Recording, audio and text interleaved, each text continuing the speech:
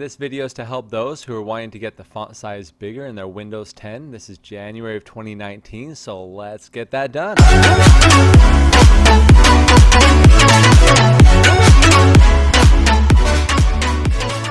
First thing we want to do is get a clear view of the desktop, the background. Make sure there are no apps or windows open. We want to right click on the back and display settings. In display settings, you'll see the scale and layout. Right now it's at 100%. It's what the default is. If you want to increase that to 25, 150, 175. So 150 will be 50% larger than what it currently is. So let's test this out. 150. Notice everything is significantly larger than what it previously was. And even on the background, you notice all these apps, the font size is bigger, the search bar is larger. So significantly bigger all around.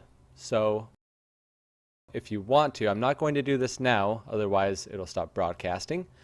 You sign out now and it'll re-sign in and everything will look good at 150%. If you have any questions or comments, please leave them below. Otherwise, if you like this video, please leave it a thumbs up. And if you like this channel, please follow me. Enjoy the large font size.